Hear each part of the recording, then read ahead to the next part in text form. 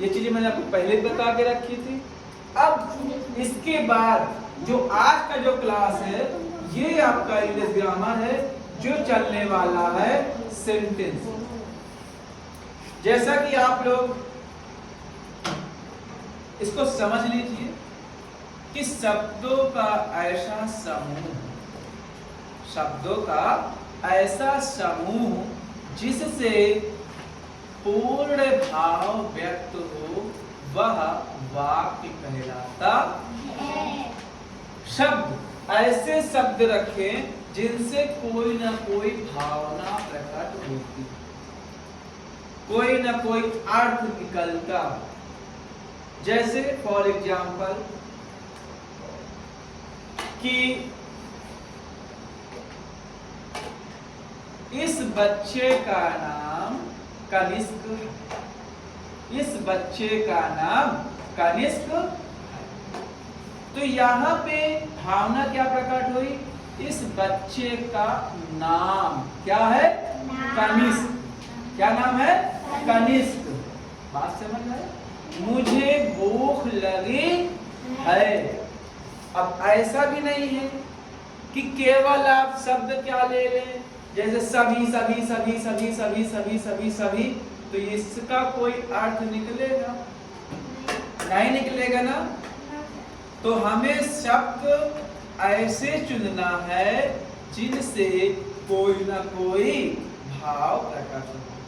भाव मतलब दुख, सुख, हंसी, खुशी, रोना, हंसना, बोलना, डर, भय, आज्ञा। जैसे कह दे अपनी किताब मुझे दे दो, या कृपया शांत रहें। कोई भी अगर हम शब्द बोलते दिन भर में, आप लोग प्रतिदिन पता नहीं कितने सारे वाक्य बोलते होंगे। जैसे घर में बोलते हैं मम्मी स्कूल जा रही हूँ, पापा खाना दे दीजिए, पापा स्कूल चलना है, मुझे भूख लगी है, मुझे नींद आ रही, मेरा मन नहीं है काम करने का, मैं थक गई हूँ, मुझे दर्द हो रहा है। कोई ना कोई तो बात करते होंगे। और यही वाक्य से ही हम अपने भाव को किसी दूसरे के सामने प्रकट करते हैं। समझ आया? क्लियर? आपको समझ आया? ठीक है। तो अब यहाँ पे हम बात करते हैं कि सेंटेंस क्या होता है। सेंटेंस अतः सेंस और टेंस को मिला करके सेंटेंस बना है। सेंस मतलब फीलिंग्स, एहसास, भावना, और टेंस का मतलब होता है काल। जैसे मैं कल स्कूल जाऊंगी, कल स्कूल जाऊंगी, तो यहाँ पे ये फ्यूचर टेंस पहुंच गया। मुझे कल बुखार था, तो इसका मतलब पास्ट टेंस पहुंच गया। मुझे भूख लगी है, तो मतलब प्रेजेंट टेंस पहुंच गया। बात समझ आया? क्लियर? तो जिसमें अब सेंस का मतलब उसको बुखार था, तो वो फीलिंग कैसी है? बुखार वाली। समझ आया? उसको भूख लगी है, तो फीलिंग कैसी है? एंग्री मैन बना हुआ। सही बात है ना? या वो कल स्कूल जाएगी, बात समझ आए? तो वहां पे वो जाने का बोध करा रहे हैं। इतना समझ गए मेरे प्यारे बच्चों? तो सेंटेंस अतः शब्दों का ऐसा समूह, यहाँ पे हम लोग इसकी डिफिनेशन लिख सकते हैं कि शब्दों का ऐसा समूह जिससे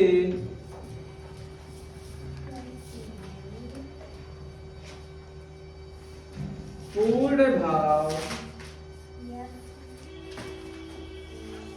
व्यक्त हो वह वाक्य कहलाता है। इसे हम लोग कह दिए वाक्य की डिफिनीशन। जैसे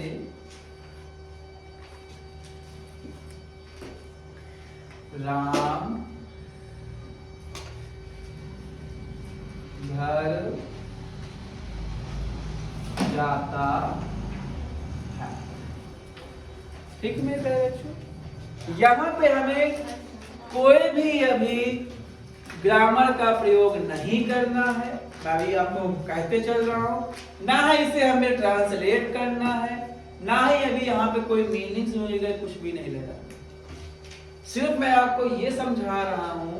इसे हम सिंपल भी लिख सकते हैं कि शब्दों का ऐसा समूह जिससे पूर्ण भाव व्यक्त हो वह वाक्य कहलाता है। जैसे राम घर जाता है, मुझे भूख लगी है, तुम मेरे साथ चलो, हम बाजार चलते हैं, चलो आज घूमने चलते हैं। जो भी आप दिनचर्या में बातचीत एक दूसरे से करते हैं, उनमें कोई ना कोई भावना होनी चाहिए, तो ही वह वाक्य कहलाए।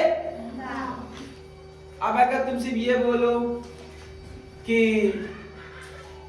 क्या नाम बेटा आपका, क्या नाम है?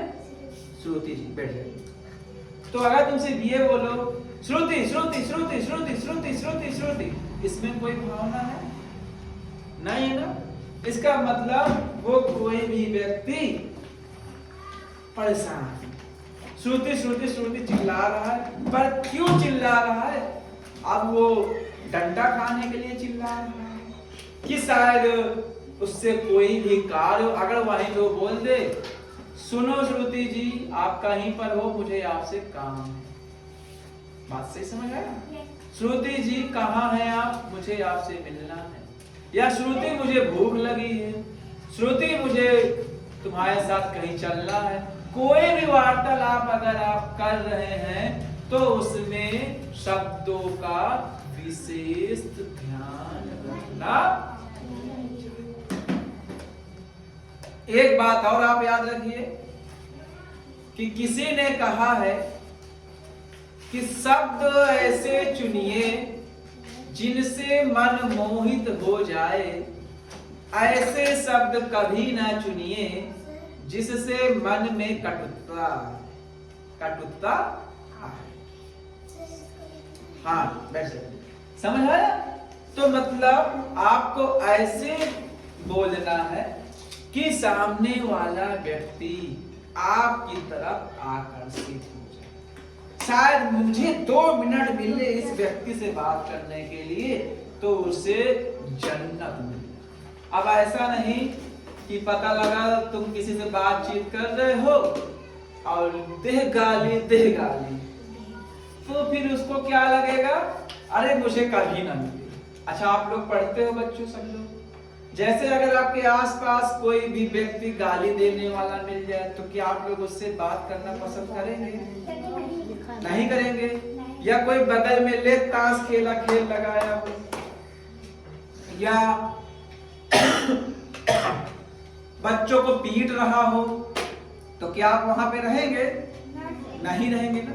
लेकिन अगर वहीं पे कोई बच्चों को कुछ चीज सिखा रहा हो, बेटा ऐसे ऐसे बात करना है, ऐसे ऐसे पढ़ना है, तो सब लोग सुनेंगे ना, वहां पे सब लोग जाएंगे। बात समझ आया? तो आज का जो मेन टॉपिक था वो था सेंटेंस। ठीक है, तो इसको इंग्लिश में भी लिख सकते हैं। क्या लिख सकते हैं कि क्या बोलेंगे इसको हम? A group of words make a sense, it is called a sentence। Simple सी बात, इसको लिख सकते हैं इंग्लिश में।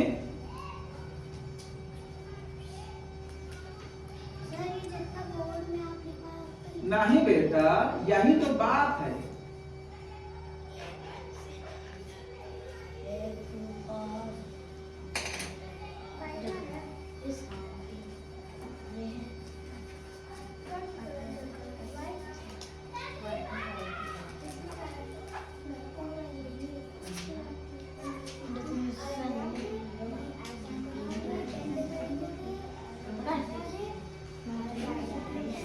कॉपी में लिखे रहेंगे फिर आपके क्लोज ठीक है।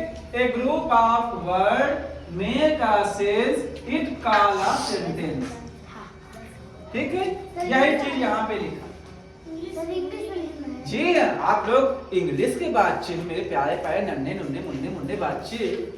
सर दोनों लिख लें। हाँ, इसमें भी आप लिख सकते हैं एग्जाम्पल के रूप पे।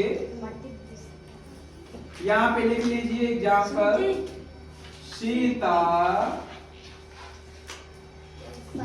काल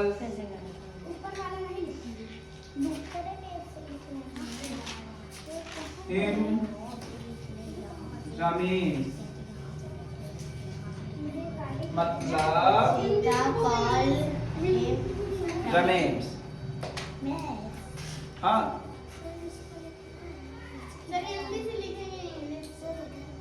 ये हिंदी में लिखना है और ये इंग्लिश में।